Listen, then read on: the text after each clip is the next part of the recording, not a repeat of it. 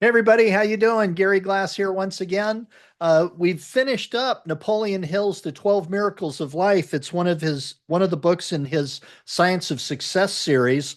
And not only did we read all 12 chapters of the 12 Miracles of Life, we've also read an appendix, which was all about a man named Father Divine.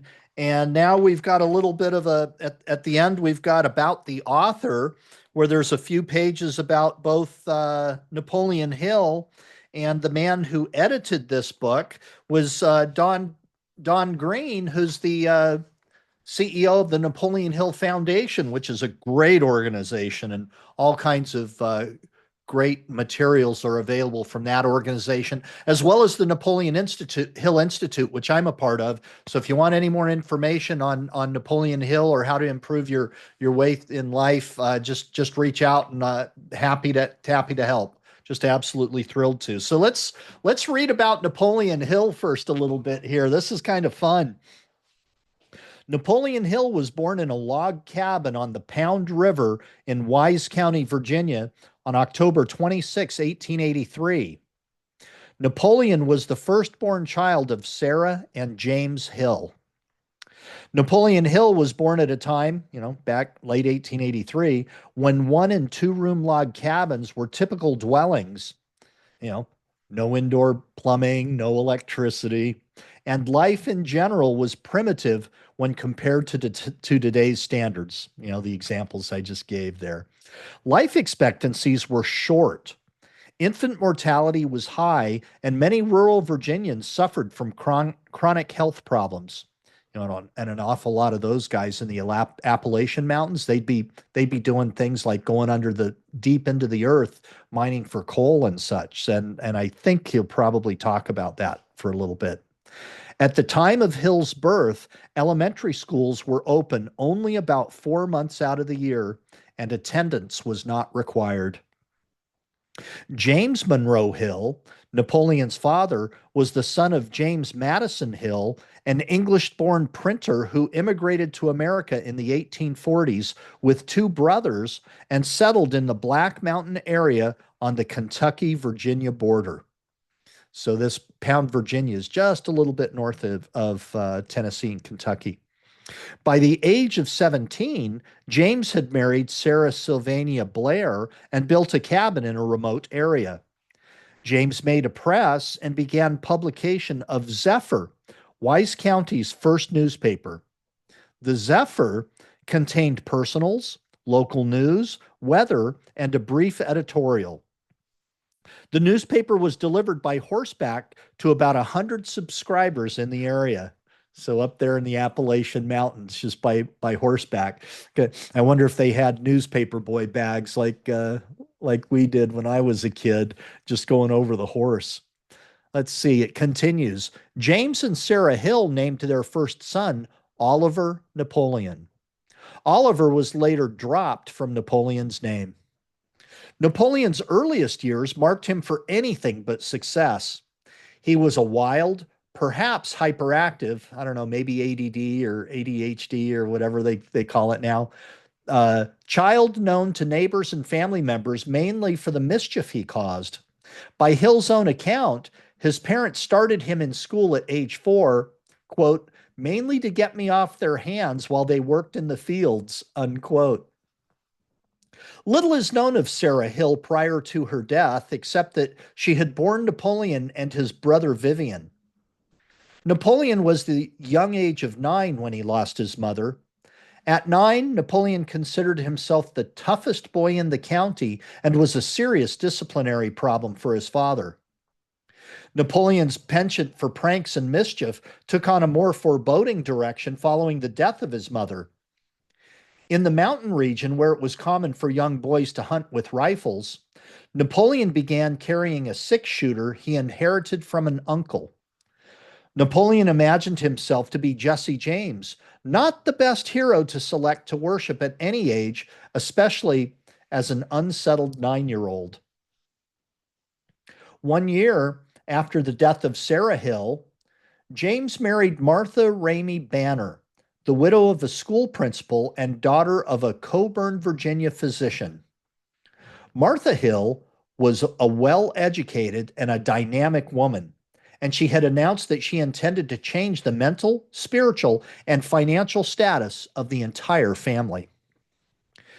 By the time Napoleon was 11 years old, his stepmother suggested he devote his time to reading and writing, and concluded, quote, you, you mighty live to live the time when your influence will be felt throughout the state, unquote. By the age of 12, Napoleon was convinced by his stepmother to give up his gun for a typewriter. Napoleon Hill popularized the phrase, what the mind can conceive, it can achieve. Martha Hill was greatly responsible for the growth of young Napoleon's mind, and it can be stated that Napoleon Hill, like Abraham Lincoln, owed whatever greatness would come was due to their stepmother's loving care and influence. At the age of 13, Napoleon took his first paying job after he got out of school as a laborer in the coal mines. Coal mining was a dirty, hard job, which Napoleon, at $1 a day wages, quickly learned that coal mining was not a future that he desired. By the age of 15, Napoleon became a news reporter in the mountains of Wise County and saw this as an excellent choice to replace one of working in the coal mines or of farming, both, of course, being really hard work. Napoleon attended Gladville High School, which was a 2-year high school at the time, and finished at the age of 17. He then left Wise County to attend business school in Tazewell, Virginia. Upon graduation from business school, Napoleon went to work for Rufus Ayers, a prominent attorney who had been the Attorney General of Virginia and was one of the wealthiest men in Wise County.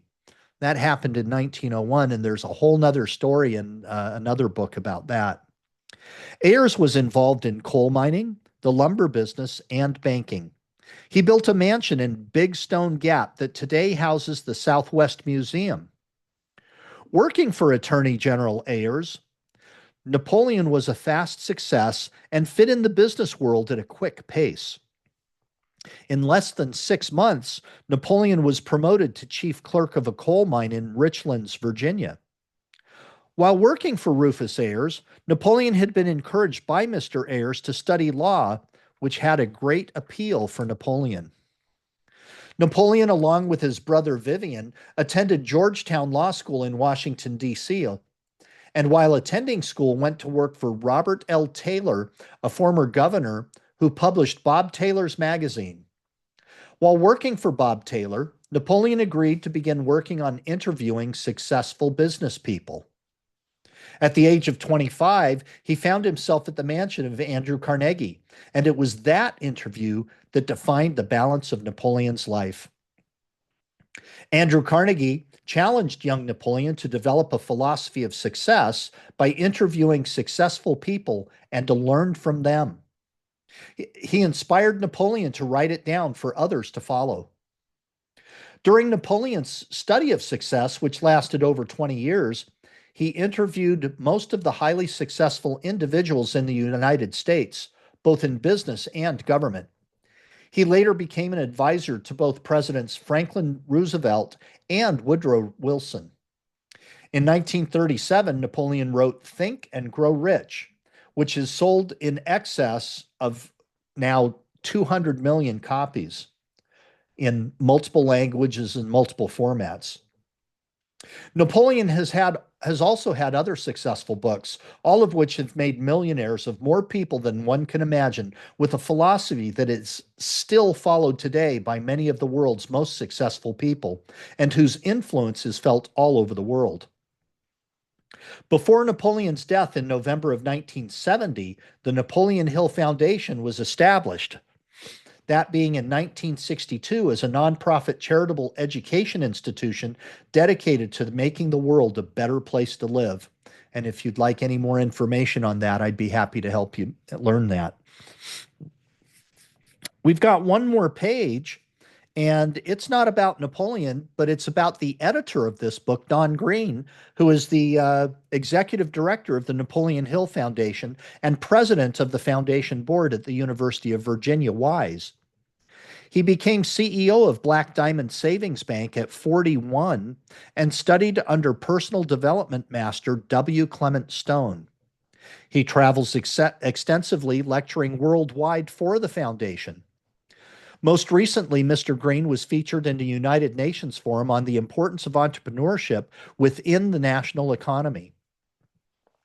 Green's first youthful business, this is great. His first youthful business venture was charging admission to see his pet bear. Yes, the living, growling kind. Since the year 2000, Green has traveled worldwide and used his financial skills to grow the Napoleon Hills Foundation's funds in order to continue the foundation's educational outreach to prisons. Green has both modeled leadership skills as a CEO and taught them through the PMA Science of Success course at the University of Virginia's College at Wise. Don specializes in discussing his personal experiences in leadership and providing audiences with proven methods of applying Dr. Hill's success philosophy to business. Green brings nearly 45 years of banking, finance, and entrepreneurship experience to his role as executive director of the Napoleon Hill Foundation and is the author of Napoleon Hill's Secret, Everything I Know About Business I Learned from Napoleon Hill, Napoleon Hill, My Mentor, Napoleon Hill's Your Millionaire Mindset, and The Gift of Giving. And you can visit the Napoleon Hill Foundation and learn even more about Napoleon Hill, his legacy, and philosophy of success by just reaching out and connecting with me. And I'd be happy to do that with you and for you. Napoleon Hill does have a number of famous quotes. You can do it if you think you can. Another is, when riches begin to come, they come so quickly and in such great abundance that one wonders where they've been hiding all those lean years. So good. And there's multiple pages of just these quotes that come from both Think and Grow Rich, Outwitting the Devil, and, well, shoot, other publications as well. So that's going to do it. That does absolutely completely finish our reading of the 12 Miracles of Life, again from the Science of Success series that Napoleon Hill wrote. And we'll get into a brand new book in the coming days. So I hope you have a fabulous day out, everybody out there in social media land. God bless you. God bless me. God bless us, everyone. We'll see you soon. Bye-bye now.